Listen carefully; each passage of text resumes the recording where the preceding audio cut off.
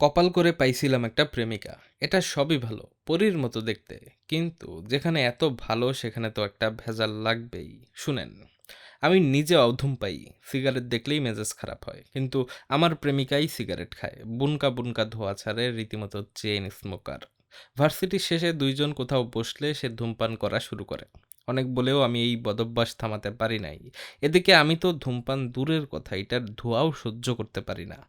পার্কের বেঞ্চে অনেক কষ্টে প্রেমিকার সঙ্গে খিচ মেরে বসে থাকি।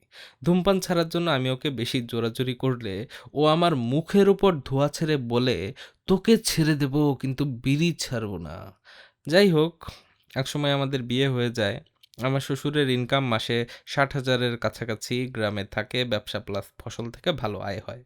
তো আমি তো গরমে থাকতে পারি না। আমার শ্বশুর বাড়িতে আইপিএস, সোলার বা একটা চার্জার ফ্যানও নাই। এদিকে গ্রামে বিদ্যুৎও থাকে না। রাতে ১.৫ ঘন্টা বিদ্যুৎও ছিল না।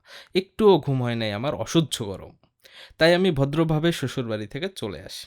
তো আমার শ্বশুর এটা বুঝতে পেরে বলে, "গরমে থাকতে পারছো না? গরম সহ্য করতে হবে।"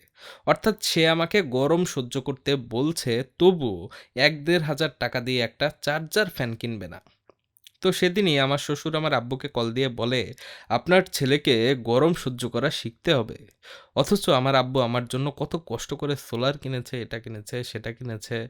এইসব কথা শুনে আমার আব্বু আমার শ্বশুরকে অনেক কথা শোনায় যে, জামাই যায় আপনার বাড়ি থেকে গরমে চলে আসে, একটা ফ্যানও কিনতে পারেন না, আবার জামাই যখন চলে আসতে চায় তখন থাকতেও বলেন না, ইত্যাদি ইত্যাদি ইত্যাদি অনেক কথাই শুনিয়েছে আমার আব্বু। কিন্তু আমার শ্বশুরবাড়িরা আসলেই খারাপ।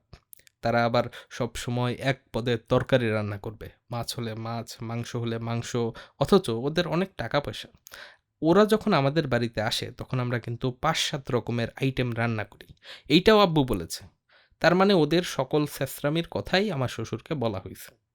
এখন এইটা নিয়ে তো ব্যাপক ঝামেলা সৃষ্টি হয়ে গেছে। আমার বউ চলে গেছে বাপের বাড়ি, আমার ফোনও ধরছে না।